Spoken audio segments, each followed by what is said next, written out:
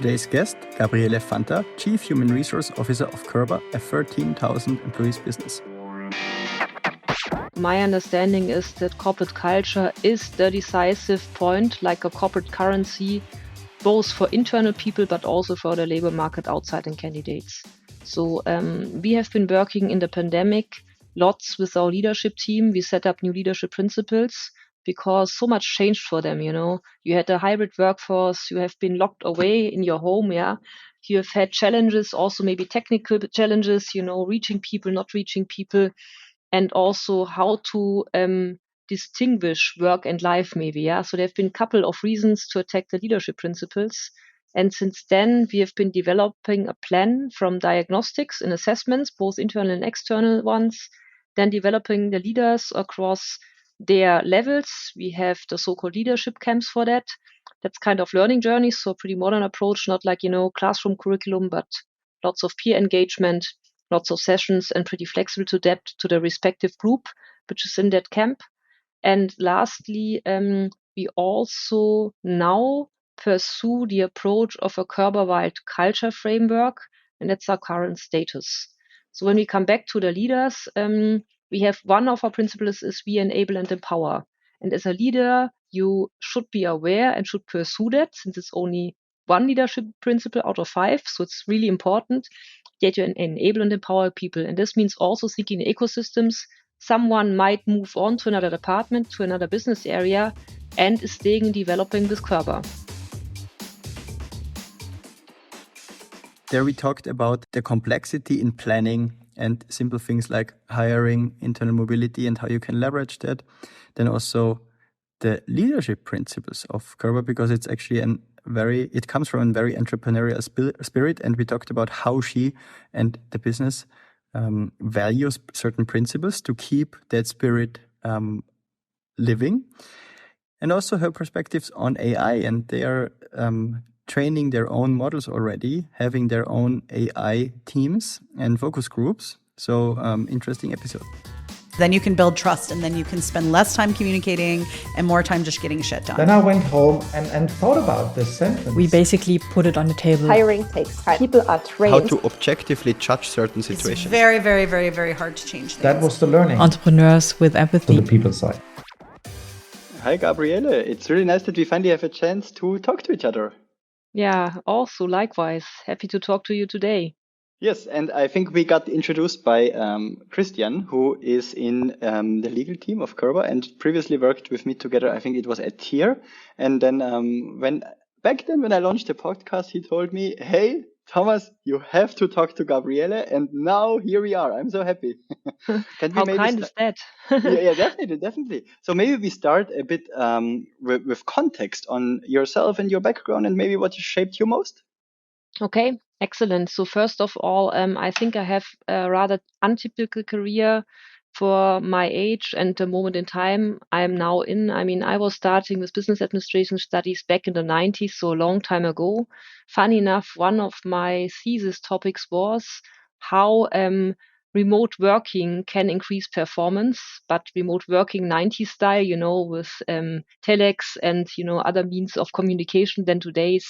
And this is significant because I started in marketing. That's what I was doing kind of 5 years, then moved on to corporate communications, crisis communications, and then changing a couple of industries and also companies later. I was convinced by my former boss to step back into an HR career, which was a side step 10 years ago. And since then, I'm completely convinced about HR topics, people management topics. And that's what's actually for me a very rewarding opportunity. Yeah, and I just when I back then looked at LinkedIn as well, you also, I would say, led a lot of HR departments or organizations. My understanding is that corporate culture is the decisive point, like a corporate currency, both for internal people, but also for the labor market outside and candidates. So we have been working in the pandemic lots with our leadership team. We set up new leadership principles because so much changed for them. You had a hybrid workforce, you have been locked away in your home. You have had challenges, also maybe technical challenges, reaching people, not reaching people, and also how to distinguish work and life maybe. So there have been a couple of reasons to attack the leadership principles. And since then, we have been developing a plan from diagnostics and assessments, both internal and external ones, then developing the leaders across their levels. We have the so-called leadership camps for that. That's kind of learning journeys, so pretty modern approach, not like, classroom curriculum, but lots of peer engagement, lots of sessions, and pretty flexible to adapt to the respective group, which is in that camp.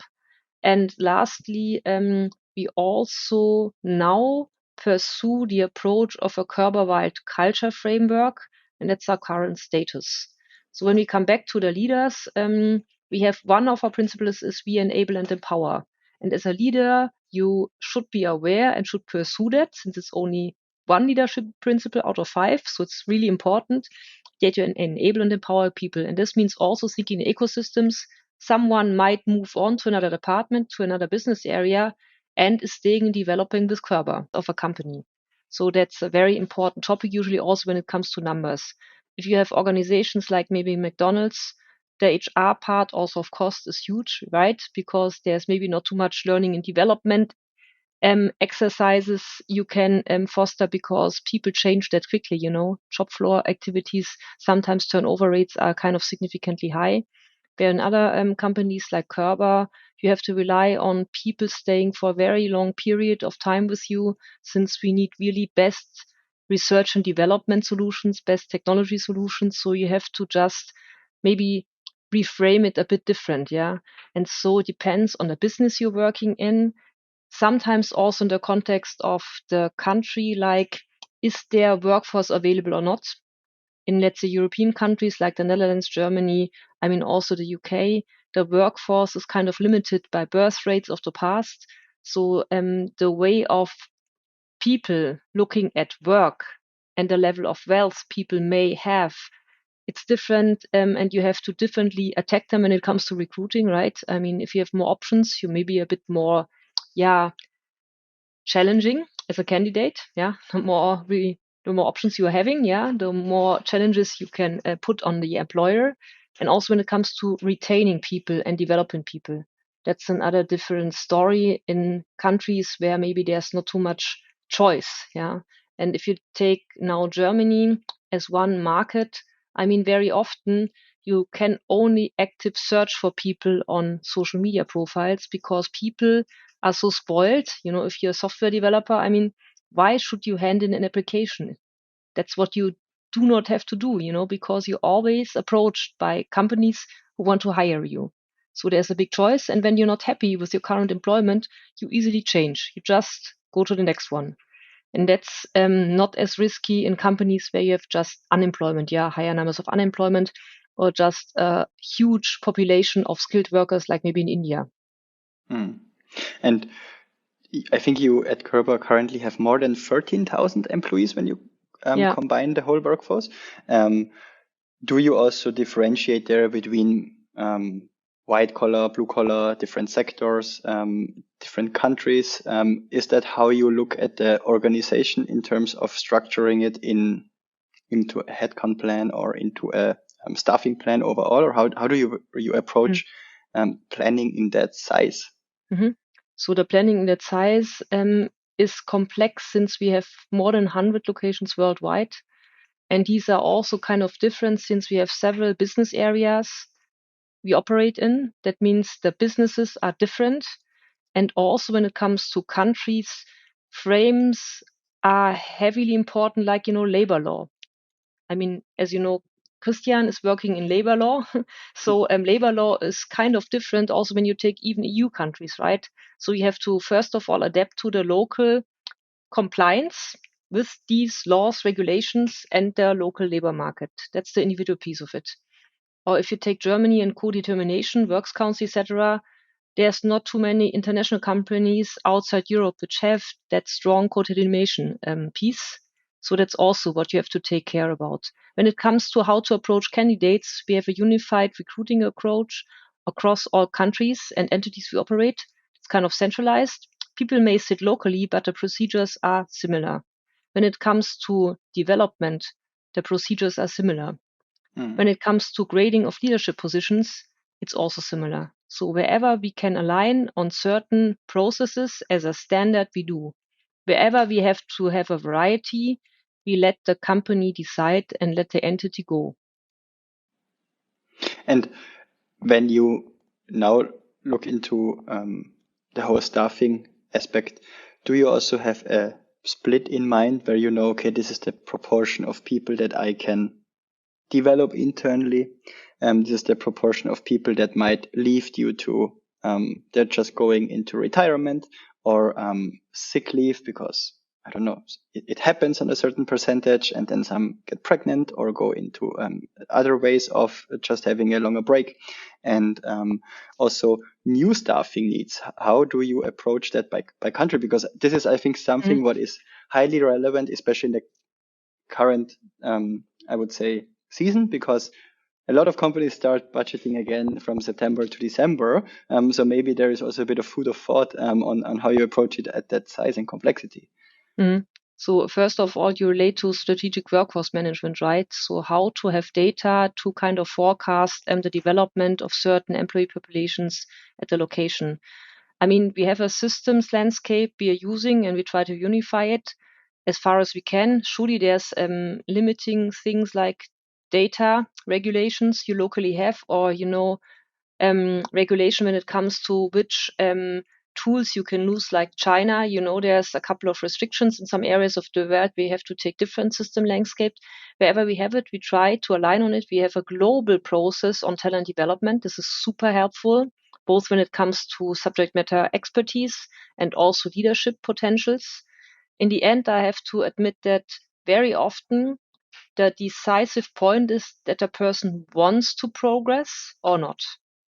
Sometimes you have a big potential, a person has a great potential, but then just circumstances are not right to move on to the next hierarchical or next step in your career, right?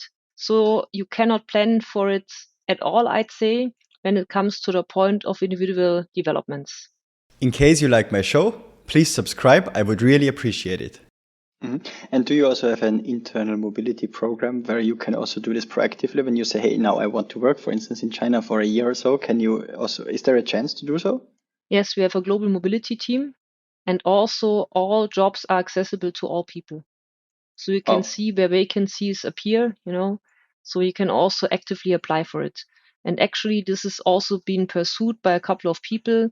I have one colleague, she was working in one business area, went abroad and returned into a complete other business area. And this is what's happening, So we try to keep a bit of head time when people return from an expert assignment, that we find the right position and spot, also from a development perspective. Sometimes it's working very well, like with my colleague. Sometimes it's not working very well because also there, sometimes the opportunity which is offered by the company does not any longer fit your personal plans. Maybe if you have a family or if you got divorced, whatever, sometimes you just cannot, as a company, cater for the whole private circumstances of the employee. Definitely. And I think it's also true for relationships in general. And I remember when we supported several companies that went through a stage of, I think, 500 people to 2,000, 1,500 people. I saw that the whole internal mobility or internal recruitment piece always got way more relevant. And sometimes it got really frustrating for people that just got hired into the company, that they get, for instance, the opportunity to a role that maybe somebody internally would like to have, but never really knows about, because I think when you just ramp up, you always think biased to say, I need to hire everything external and add it to the organization. Can you maybe share some learnings on how you think a good internal recruitment process, or also a process to approve a role, should or could look like? So first of all, I think transparency is key. If you're co-determined, transparency is already there, because it's, it's in the hands also of co-determination to fill in positions. It's a good thing. I think it's more difficult for startups if you do not have a works council, or if you're not co-determined. The planning is maybe worse. yeah, because you're not into that schemes that you have to align on those plans. And that's maybe a prerequisite to have data and a good process to proceed like this. To me, development and being aware of the skills, the potential and the willingness to develop, that's another thing. That's then also data, right? On an individual basis. And then which skills or future skills a person needs to fill another role. That's then the best way, yeah, to fill a position. An ability of the person to develop into a role, the skills which are required, the potential to develop these skills, and then you have the perfect fit. I think frustration comes very often from non-transparency of vacancies inside a company, of not known procedures and processes, how to apply, whom to speak to, and then maybe getting frustrated about seeing that someone from the external market is coming to fill that role. I have to say, I want to be transparent also with Körber. So if you look at the external job board, that's kind of the internal job board as well. So if you think you can move on, you can easily get into these job boards and just look these jobs through. And how do you create a space, for instance, that somebody is maybe then getting not, I don't know, scared about, okay, when I apply now, maybe my manager figures it out, but I don't want to share it yet because when I get rejected, then maybe he or she thinks that I don't want to work in that role anymore and that it can be having negative impact for me. This is also a problem, I think. How would you approach that? I think that's a cultural point. My understanding is that corporate culture is the decisive point, like a corporate currency, both for internal people, but also for the labor market outside and candidates. So we have been working in the pandemic lots with our leadership team. We set up new leadership principles because so much changed for them. You had a hybrid workforce. You have been locked away in your home. Yeah. You have had challenges, also maybe technical challenges, reaching people, not reaching people, and also how to distinguish work and life maybe. Yeah. So there have been a couple of reasons to attack the leadership principles. And since then, we have been developing a plan from diagnostics and assessments, both internal and external ones, then developing the leaders across their levels. We have the so-called leadership camps for that. That's kind of learning journeys, so pretty modern approach, not like, classroom curriculum, but lots of peer engagement, lots of sessions, and pretty flexible to adapt to the respective group, which is in that camp.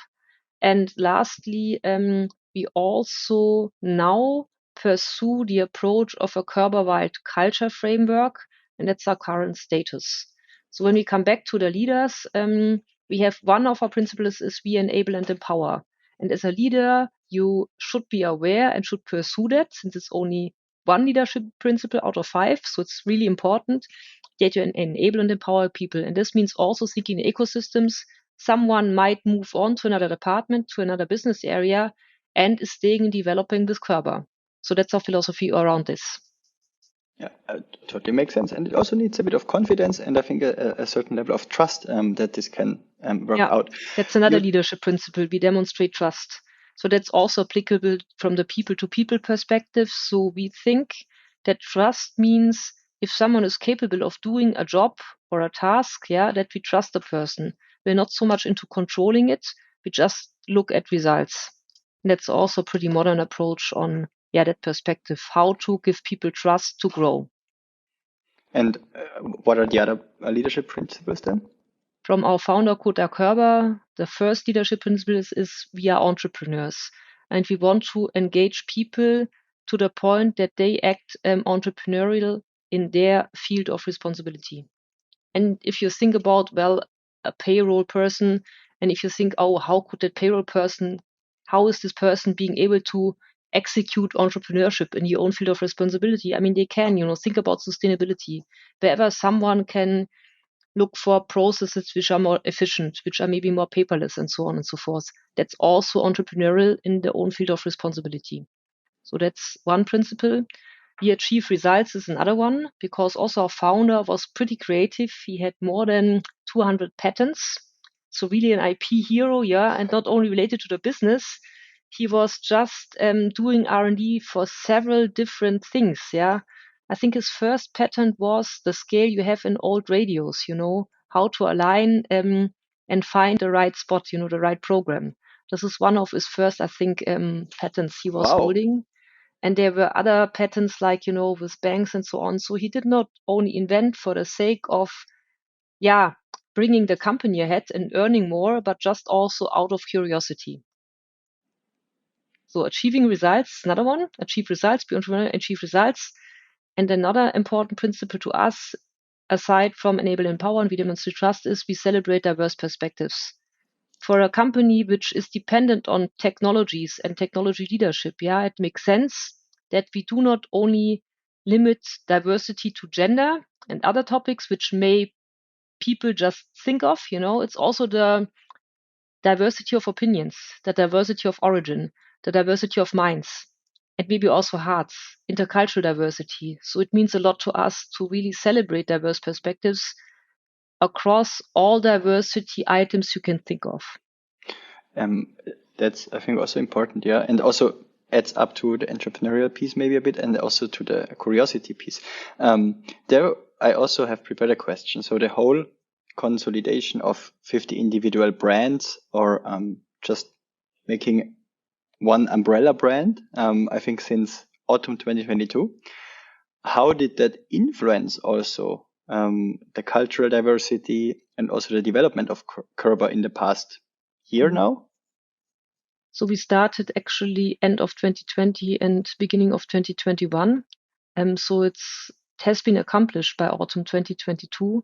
So then all different brands, more than 40 brands, have been under the Körber umbrella. And when we just worked on that leadership principles and now on culture, what we always do, reaching out as broad as we can, taking all businesses into account, take the influence out of geographies so that we come to a point where we have a very inclusive result. Leadership principles have been worked out that way. And now with the culture piece, we started actually with co-determination and works council people, right? That's how we started. And we closed down the culture approach project by having a workshop with the board and the heads of the business areas. So we did it kind of the other way around, not like many companies do. Oh, there's a great program on culture, the board approves it, and then we roll it out. No, usually we do bottom line exercises to ensure that we do not lose cultural items, pieces, or thoughts which we endanger if we do it top-downish. And why did you consolidate 50 brands? Because the customer and the market demand was there. It's not a consolidation when it comes to reducing people. It's about actually also ecosystems. If you take pharma and supply chain, a lot of products we offer can be combined in one production hall of the customer. It does not make sense that people of different brand names appear at the booth, if there's a trade fair. And it does also not make sense that the guy who's doing maybe the sorter is coming one day, then the guy who's coming providing inspection machine is coming the next day, and then the software folk is coming the third day. That does not make sense at all. So also to think in ecosystems, to have better partnering options, and for the customer to be more unified. And how did you then identify which customer perspectives you want to take into consideration, or also maybe prioritize? Because I think you're selling to a variety of different archetypes of customers. I think that's a pretty complicated process.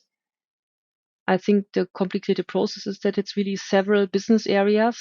You have pharma, you have technologies, you have supply chain, you have digital. So that's a broad variety already. It's pretty heterogeneous.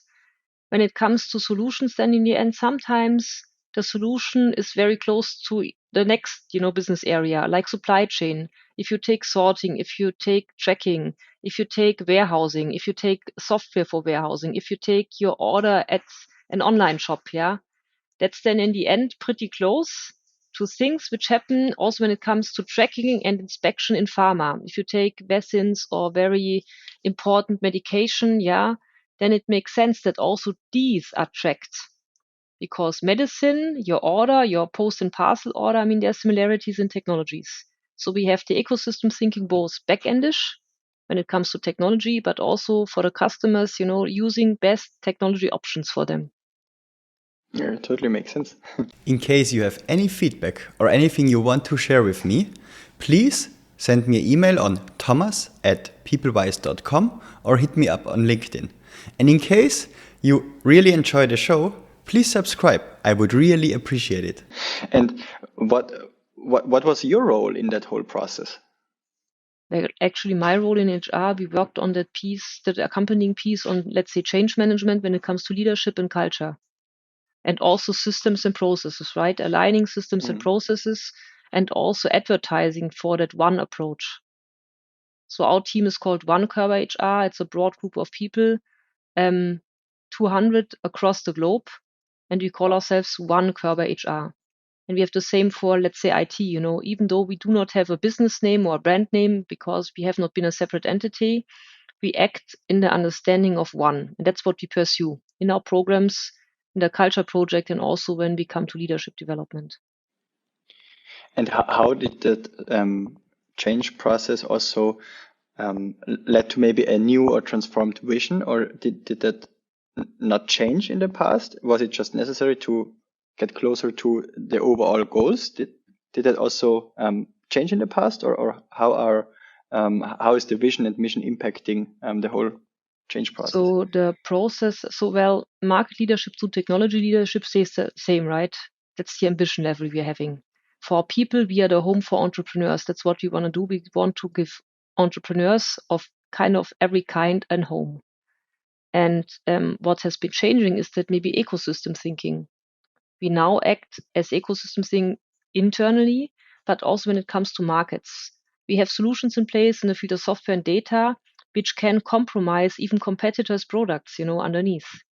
We are open to corporations. And that's maybe a unique and special thing. And that's where a strong brand can help to getting into those corporations easier. And this kind of a promise also to the customer or to the ecosystem partners. And what have been the top challenges that you had in that time? Well, the identity, if you work with a company for 30 years and the brand name was a different name and maybe also the coloring of the brand, and then what's in for me, right? The former name was A and now the name is Körber. I mean, what's in for me? And there was a huge change process, and our group communications department has done a tremendous job in just enabling people to act as brand ambassadors. That's a very successful program up until today.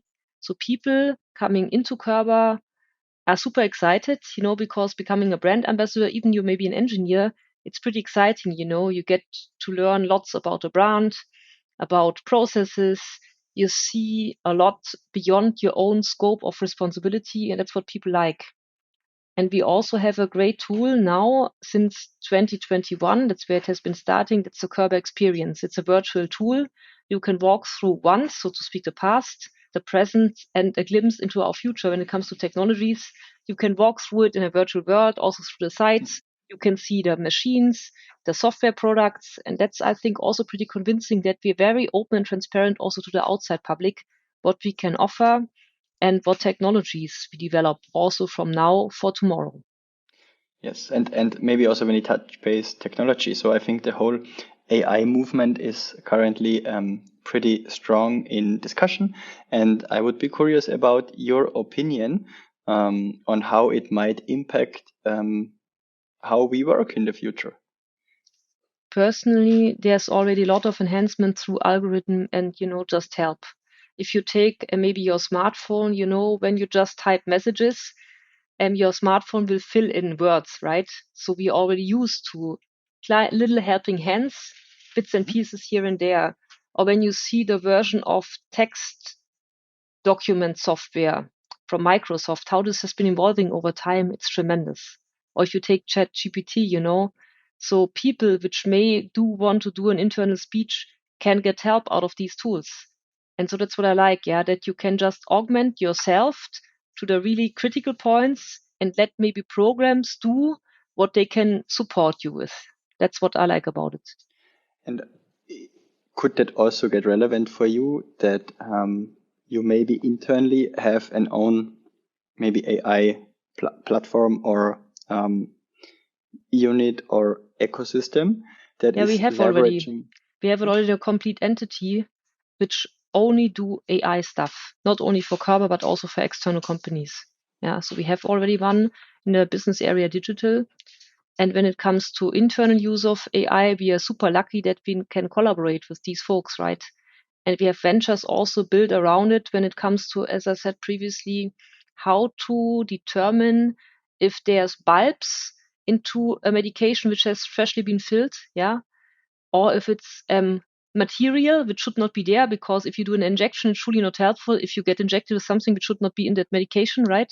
So that's what already is in use internally and also with our customers. Mm-hmm. And in terms of productivity, do you already have some AI hacks or some things you perceive? Also already in place, a venture which is called Factory Pal is optimizing the overall equipment effectiveness. It's also a product which we sell to our customers. Oh, Yeah. it sounds exciting. Yeah, that's exciting, yeah. So that's the beauty of, ecosystems. I think you can develop and also implement things much quicker. I totally agree. And I think that's also the advantage of your size, because maybe sometimes it's tough when you need to go to a turnaround or to a change, that it's just complex, takes longer, but you can also make use of the scale you have, right? So why not taking advantage of it? Yeah, it's not only the scale. I think it's again back to culture. I think that entrepreneurs think we are all entrepreneurs, that self-understanding of even me being an HR person, that I can be entrepreneur, Yeah. That's great. Or take an IT person, they can also act as entrepreneurs. So every person working with us should have the understanding that they can invent and participate into ideation and creation of new products. So that's what already is happening. We have a broad ideation process, kind of steered by a digital business area, and people can, let's say, sneak into it by teams and follow these conversations or contribute. And that's also nice, we opened it up to also weirdo ideas like gamification stuff, things which are completely aside from business. And that's where the DNA of our founder is being carried forward. I would keep it as it is because it's really a nice final words. What I always ask is, do you know somebody who you know, but I don't know yet, what I should interview next as a guest? Oh, there's plenty of people. I can strongly recommend Natalie Perez-Rivas. She was actually one of my co-workers a couple of years ago, working in recruiting as a recruiter, and she's now pretty much involved into diversity, equity, and inclusion stuff. That's what I love. And one of my favorite people I follow, because I have to also improve my understanding of diversity, is Gazelle. This is a corporate influencer, or was a corporate influencer. I think she was also a recruiter and is now, moving and evolving into comedy, educating on trans. That's what I like about her. She's pretty From entertaining Idealo. and fun with that really serious topic. I think it's from Idealo, right? Or it originated there? Could it be? Yeah. If you have contact to somebody and if you think they would like to participate in an episode, I'm happy for an introduction. Otherwise, I can also just reach out. Yeah, I will send these through LinkedIn to you. Cool. Thanks, Gabriele. It was a pleasure, and thank you for your time. And enjoy. Yeah, thank you. Bye.